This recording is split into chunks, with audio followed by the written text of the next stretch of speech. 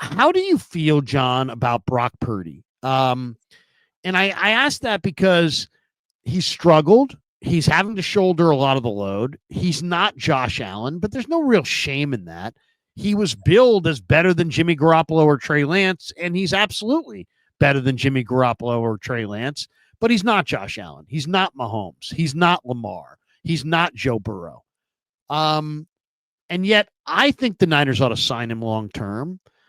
But then I look at Miami. They paid Tua Tagovailoa $53 million. Without Tua, they're an awful football team. With him, they're quite a bit of a football team. So maybe it isn't the stupidest thing to pay a good quarterback if you have one.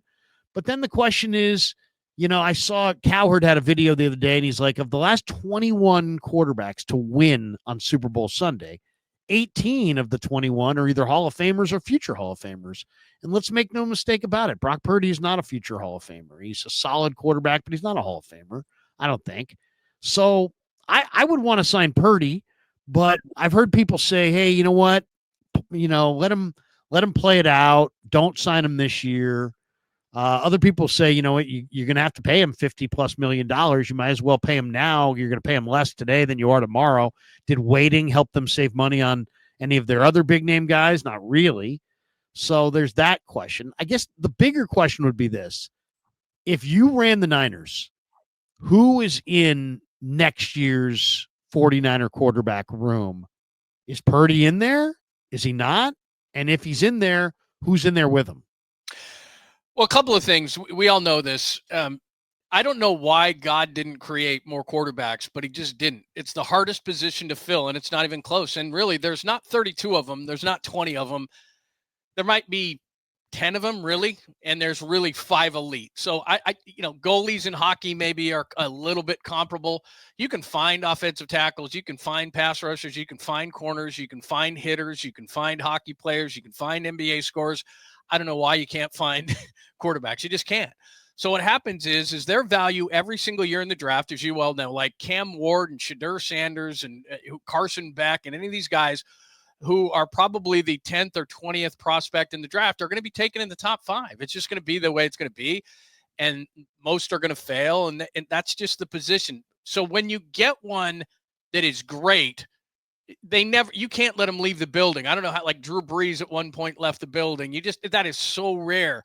But when you get a good one, you have to pay them because there's so few. That's why I had an issue with Brandon Ayuk. You can find receivers. He's holding you hostage. Do you really have to give him $30 million? Because there's 10 guys coming out in the draft that are probably as good and will be at some point, but there's never enough quarterbacks. So the 49ers are in this really difficult spot where is Brock Purdy worth 50 or $60 million a year? He is not. Teams have figured him out. He's better than Jimmy Garoppolo. I said earlier, I think he's Jared Goff-ish. In an indoor stadium with great weapons, Jared Goff might be able to win you a Super Bowl. Maybe, maybe not. Same thing with Brock Purdy. Took the Chiefs to overtime, but he couldn't get it done. Just like Jimmy Garoppolo couldn't hit, Sanders for that one touchdown. It's just the way it goes. The Patrick Mahomes and, like you said, the elite Hall of Fame quarterbacks and the Bradys and everybody else, they find a way to win the Super Bowl because that's what it takes in the last moments to do those kind of things over and over. And I don't think Brock Purdy can do that on a consistent basis. And I don't think he can do it with less weapons, which is probably what he's going to have to deal with. In the next few years, he's going to have enough offensive weapons. Keep Jennings around. Persaw's better. Mason, they're always finding those players. Maybe they can upgrade their offensive line. They need to. But is Brock Purdy going to be that guy that you're going to win a Super Bowl because of him? No. But what are your options, Krug? Sam Darnold, Daniel Jones, draft another guy. We saw with Trey Lance how well that did. I mean, Trey Lance was the most ill-prepared quarterback to enter the league in the last 20 years. He hardly played in high school or college, and Kyle Shanahan thought, "What a great idea!" That's what we're dealing with. Kyle knows what he's doing. It's just Trey Lance fooled him. So it's the most difficult position, and when you have a good one, let alone a great one, you have no choice but to pay them market value. But the problem with that, as you know, is then you start losing guys off your defense. You become the old Seahawks. Wilson is a third rounder. Russell Wilson gets paid. You lose Cam Chancellor. You lose Earl Thomas. You lose Cliff Averill. All of a sudden, you're not that good anymore because you had to pay the quarterback $50 million. They had a window of opportunity with a 7th-round salary to win us a Super Bowl, and they didn't do it. Yeah, I mean, it's a tough call as far as what to do at the quarterback spot going forward, right? Because Brock Purdy's better than what you had, and he's better than a lot of quarterbacks, but he's also not elite. And as I just quoted you, most of the time it takes an elite type quarterback to win the Super Bowl. So what do you do? Okay, so I'm not getting rid of good because he's not great when I don't have anybody better to go to. So that's one. So I'm bringing Brock Purdy back. If I want him, if some people will say, hey, don't pay him this year, let him wait it out. Okay, maybe that's the route to go. Maybe if he's willing to take a below market rate and he's not willing to play for 50 million, maybe if he's willing to take 3 years, 100 million or something like that, and something more reasonable. But I doubt Kyle Strongton, his agent out of Nashville, is going to do that. So I guess my thought would be this. I bring back Brock Purdy because he's the best quarterback I have. But I also think it's important that you keep looking for a great quarterback because I think for two reasons. One, because you need a great quarterback to win. And two, because if you can land a second quarterback, you can trade that quarterback in a league where there's not nearly enough for oftentimes a bevy of picks that will help you rebuild faster. So, like if it was up to me and I could pick next year's quarterback room, I got Brock Purdy in there. I'm kissing off Dobbs and I'm kissing off Brandon Allen because I can't afford them anymore. I can't afford veteran quarterbacks making millions. So I got Purdy as my starter. I got Tanner Mordecai coming back, and I do like Tanner Mordecai. And then I'm going into the draft, and I'm not going to draft anybody in day 1 or day 2.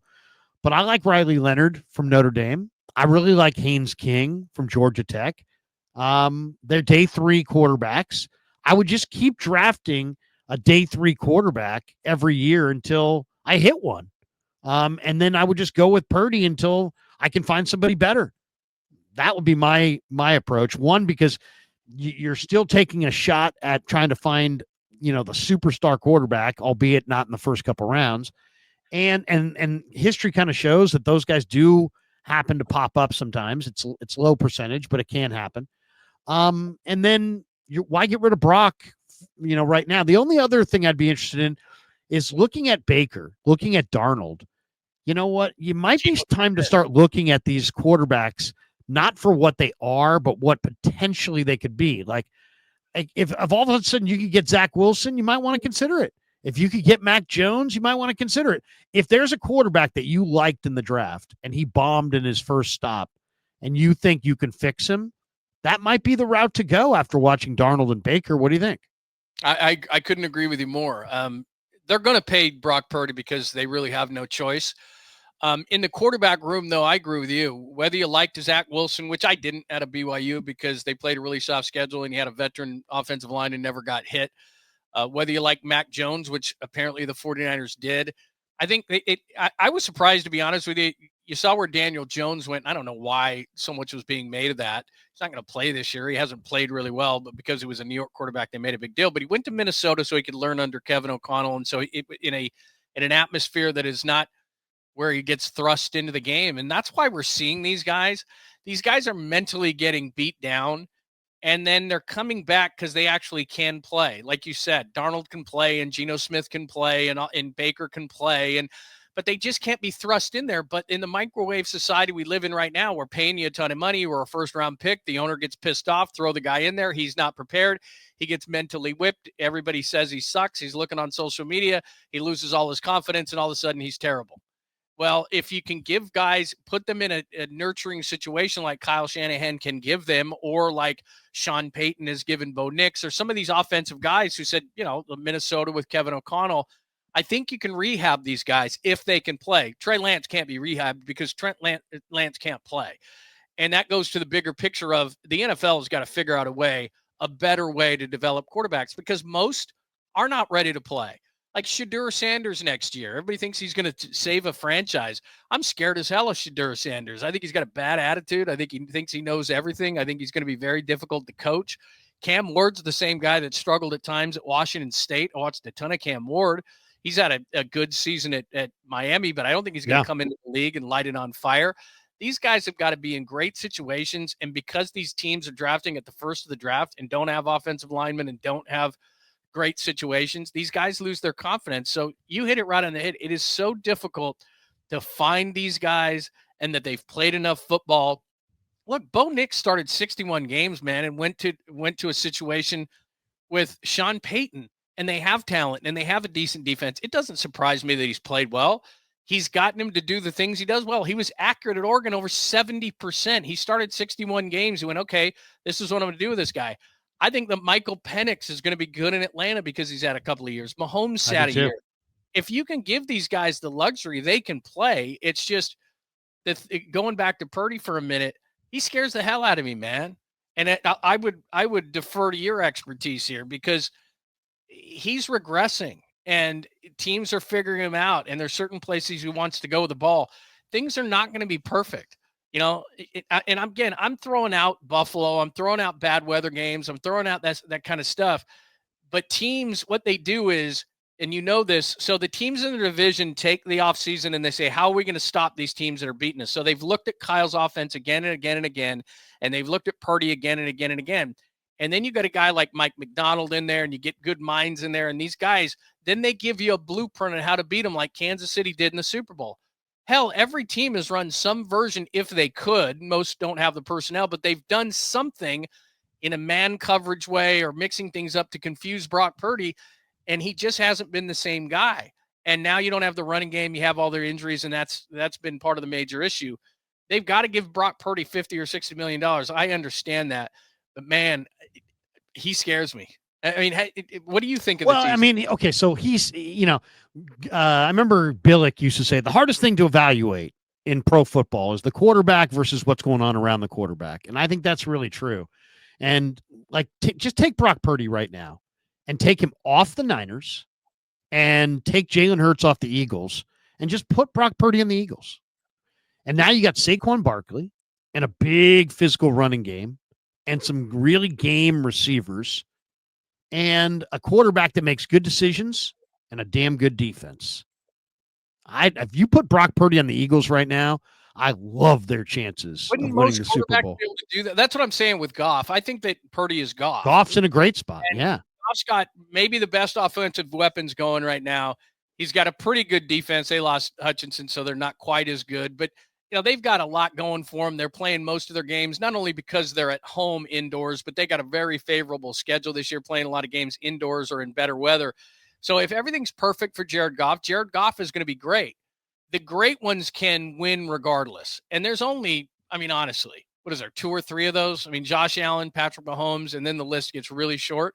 They can win despite anything. I don't expect Brock Purdy to be that, but Brock Purdy now, and I'm not into rankings and lists, and I don't give a damn what anybody says on Twitter. I don't care what Stephen A. Smith screams about somebody.